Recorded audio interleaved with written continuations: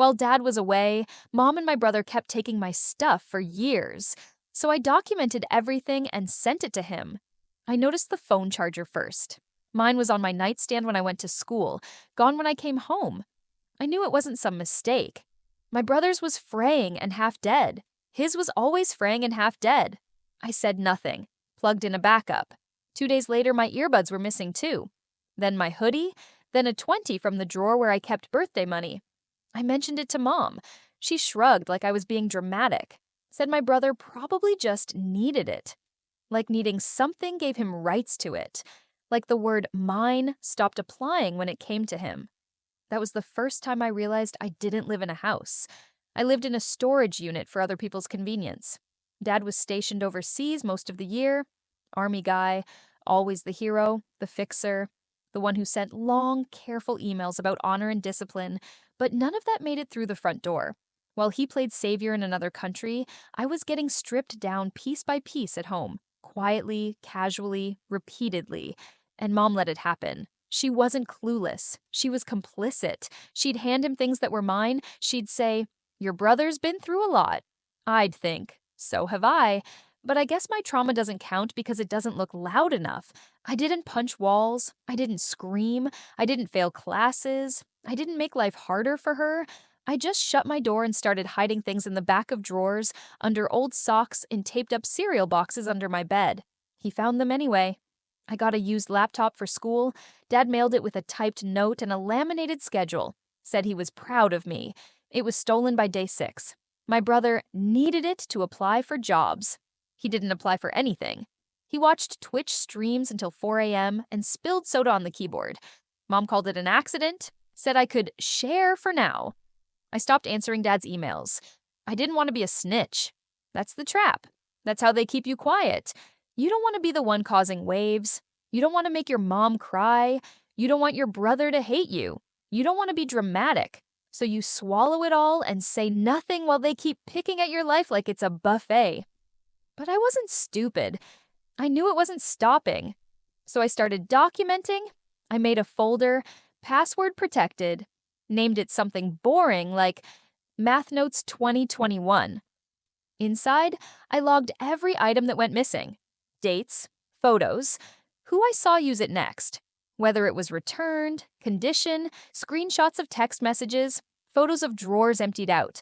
One time I even recorded a video of my brother going through my closet while I was supposed to be at school. I didn't say a word, just held the phone still under the bed. I wanted to believe it would stop on its own, that I'd gather all this proof and never have to use it. But the thing about living with people who don't respect boundaries is they don't just stop. They don't even slow down. They get bolder, lazier, more entitled. They stop pretending they didn't take it. They stop saying sorry. They start laughing. Last month, I saved up for over a year and bought myself a new phone. Paid every cent. Didn't ask for help. Didn't brag. I set it up at a friend's house and didn't even take it out around the house at first. I knew the drill. Still, he got it. I was brushing my teeth, left it charging in my room for 3 minutes. He just needed to check something real quick and dropped it on the stairs when Mom called him. Cracked the screen, chipped the side. I found it sitting face down near the couch like trash. No one said a word. I didn't cry. I didn't scream. I went back to my folder and added another entry. Date, damage, photos, a receipt copy. The silence. I stared at it for a long time. Then I added a title. While you were away. And I knew what I was going to do. I didn't send the folder right away. I waited. I wanted to be sure. I wanted it to be undeniable. Because once you pull that trigger, there's no walking it back. You can't send your dad a neatly documented report of his family's dysfunction and then play innocent when everything explodes. So, I kept collecting. Quietly, calmly, like someone preparing for trial. The list got longer than I expected. That's what hit me the most. I thought I'd been exaggerating it in my head. I thought maybe I was just being sensitive. But reading it back, the itemized timeline of every stolen charger, scratched game disc, missing textbook, and broken pair of glasses made me sick. Not because of the stuff, but because of how long I let it slide. There was one entry that stopped me. February 3rd, my hoodie, the gray one with the stitched letters from camp, ended up in a pile of trash bags Mom gave to a neighbor. When I asked, she said I had enough clothes. I found out she gave away 2 pairs of shoes too. No warning, no apology. I had to walk around for 2 weeks in worn out sneakers with a hole in the heel because she said I didn't need new ones and should be grateful I had any at all. I remember sitting on the edge of my bed thinking, this isn't even about my brother anymore. She's in it too. So I started recording her. Voice memos. One where she said, well, he's had a hard year, when I told her I wanted my tablet back. Another where she said, stop being selfish, when I asked her not to lend out my school books. She wasn't yelling. That's what made it worse. She was calm, dismissive, polite in that sharp way that makes you feel small. I recorded one where she laughed with my brother about taking my old hoodie again, like it was some inside joke. She'll get over it. I saved it. Named the file, She Never Does. Eventually, I stopped caring about subtlety. I started writing everything down in a Google sheet. I used bold red for things broken beyond repair. I added a notes column. Used once, never returned. Said I was being dramatic. No replacement. Mom told me not to make a scene. The sheet got so big I had to make tabs by year. I added a section called money. I'd never even counted it before. Gift cards taken off my desk, cash missing from birthday envelopes. Allowance borrowed just until Friday. It added up to over $800. I don't even know how many times I bought groceries with my own money because Mom said she was waiting for the transfer. Or, just short this week? I wanted to scream. I didn't. Instead, I wrote a cover note. Not emotional, just clear. I laid it out like I was filing a report. Dad, while you've been deployed, I've been trying to handle things at home. I didn't want to bother you, but this has been going on for years. Attached is a detailed breakdown of what's been happening. I kept it cold, not because I wasn't angry, but because I knew anything emotional would be twisted into weakness. That's what they do. The louder you cry, the easier it is to ignore you. The next step was the hardest, sending it. I drafted the email a dozen times. I stared at the send button for 20 minutes. I told myself if I didn't send it now, I never would. I clicked it. Then I turned my phone off, locked it in my drawer, and went to school. He didn't reply for 2 days. In that time, everything at home got worse. Or maybe it just felt worse because I was on edge. My brother stole my lunch from the fridge. Again. My earbuds disappeared. Again. Mom told me I needed to be more forgiving. Again. I walked into my room to find my desk drawers wide open, my sketchbook missing. That one hurt more than I expected. I sat on the floor for a long time. I felt stupid for hoping it would change anything. But on the third day, Dad called. I didn't pick up. I let it go to voicemail. When I listened to it, his voice was different. He sounded tired, quieter. He said he read the files, said he'd call again later. That was it. No outrage, no defense, just that. The silence was worse than any yelling. But that night, something happened. Mom knocked on my door for the first time in forever.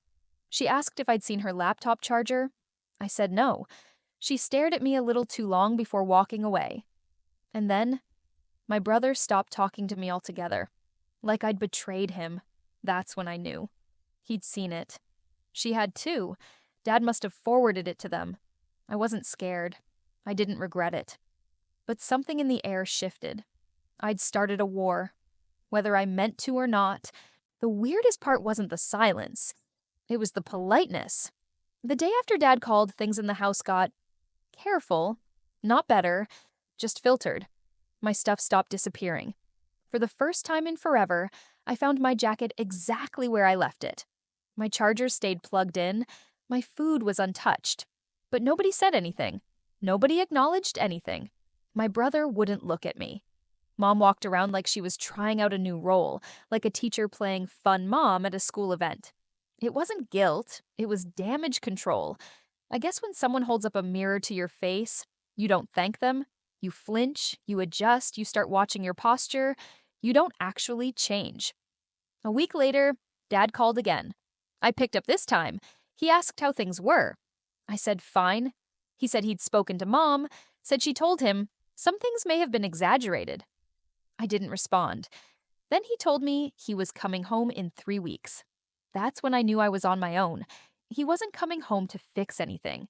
He was coming home to smooth it all over, to give one of those long speeches about unity and family, and we just need to move forward. That's all he ever did. Mediate, not intervene. Pretend it wasn't that bad because he wasn't here to see it. And now that he had the proof, it was just a lot to unpack. I didn't want to unpack it. I wanted to get out, so I made a plan. Not some dramatic escape, just a clean shift. I started applying for dorms out of state, jobs near campuses, anything that didn't keep me under this roof. I didn't even tell anyone. I just started clearing out my room, little by little. Packing things into boxes I kept in the garage under old books. I started locking up my essentials at night, not because I thought they'd keep stealing, but because I didn't want to give them another excuse to pretend we were fine. A few days before Dad came back, Mom sat me down. First time in years she asked me to sit, said she didn't realize I felt so isolated, that she was doing her best, that I should have just said something. I didn't even blink. I just nodded. That's what always happens, right? They turn it around. Make it about communication, not the actual behavior, not the gaslighting, not the constant erosion of trust, just the delivery, like I should have sent a friendlier email. She cried. Of course she did. Then hugged me. I let her. It didn't mean anything. Dad came home with gifts, souvenirs, candy, a watch. He hugged me like nothing had happened. He hugged my brother too, took him aside and gave him a pep talk about growing up and being responsible. No mention of the file, no mention of the theft, just vague fatherly wisdom. I stood there watching it and realized I wasn't angry anymore. I was done. It was too late to fix anything. On the third night, I printed a copy of the Google Sheet. The whole thing. Every table. I left it in an envelope on Dad's desk labeled, "In case you forget." I left for college 3 weeks later. Out of state. Didn't say goodbye to my brother. Didn't hug Mom. Dad drove me, asked a few light questions on the road, but avoided anything real. I let him. He dropped me off, said he was proud of me, told me to call often. I said I'd try. Then I walked inside and didn't look back. That was 2 years ago. We talk sometimes. Texts, birthdays, surface level stuff. I visit for holidays when I feel like it. I keep my bag in the car. I bring my own charger. I don't stay long. Mom still tries to act like nothing happened. She makes my favorite dish, laughs too loudly, compliments my shoes. My brother barely speaks. Dad avoids conflict like it's a minefield. But none of it matters, because I don't live in a storage unit anymore, and no one takes my stuff.